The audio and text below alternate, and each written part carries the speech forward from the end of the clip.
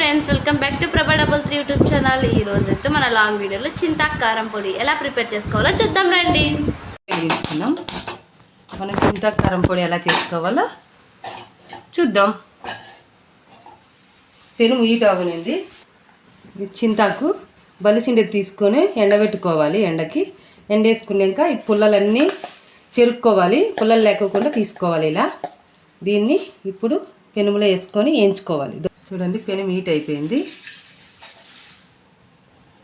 మనము వేయించుకున్నాము. చిన్న మంట పెట్టుకొని వేయించుకోవాలి, లేకుంటే మాడిపోతుంది, మళ్ళీ బాగుండదు. మాడిపోకుండా వేయించుకోండి. దూరగా ఎర్రగా వేయాలి. చిన్న మంట పెట్టుకోండి. చూడండి, చింతకు వేసినాక వేయించుతానే ఉండాలి. అలా వేయించుకోకుండా ఆపేసినారనుకో మాడిపోతుంది. ఇలా వేయించుతానే ఉండాలి. చూడండి, ఎర్రగా వచ్చేసింది. చూడండి, వేగిపోయింది. పక్కన తీసుకున్నాము. ఇలా బాగా ఎర్రగా దూరగా వేయించుకోవాలి. ఇదే పెనుములోనే ఒట్టిమిరపకాయలు వేయించుకున్నాము. చూడండి, ఇవి చాలా కారం ఉంటాయి, అందుకే కొన్ని వేసినాను. ఇవి కూడా వేయించుకున్నాం చిన్న మంట మీద, ఆయిల్ లేకోకుండా. ఇలాగే దూరం ఇవి కూడా వేగిపోయినాయి. ప్లేట్లోకి తీసుకున్నాం.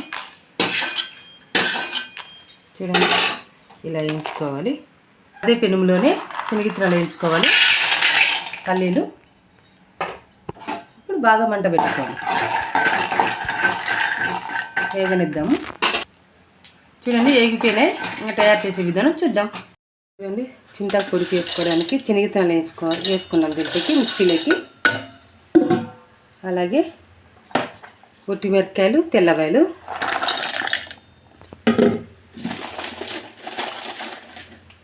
అలాగే సాల్టు.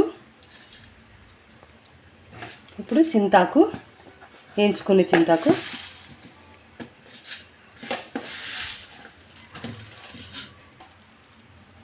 కొంచెం చక్కెర ఉంటే చక్కెర వేసుకోండి, బెల్లం ఉంటే బెల్లం వేసుకోండి. ఇప్పుడు మిక్సీ పట్టుకున్నాం.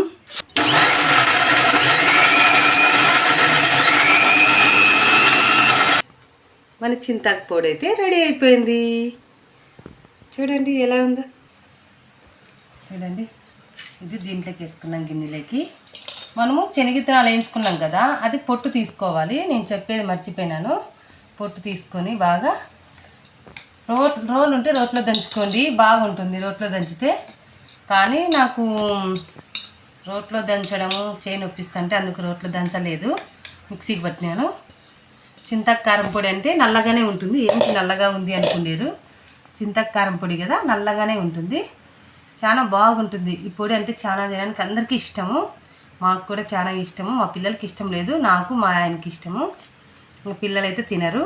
ఈ చింతకు పొడి వేడి వేడి అన్నంలోకి, స్టోర్ బియ్యం అన్నంలోకి వేసుకుంటే చాలా బాగుంటుంది. ఇలా ట్రై చేయండి. బెల్లం ఉంటే బెల్లం వేసుకోండి, చక్కెర ఉంటే చక్కెర వేసుకోండి. పొల్లోకి ఏదో ఒకటి కంపల్సరీ వేయాలి. షుగర్ ఉంటే మాత్రం బెల్లం వేసుకొని ఆడించండి. రోలు ఉంటే రోట్లో దంచుకోండి, చాలా బాగుంటుంది ఈ చింతపొడి.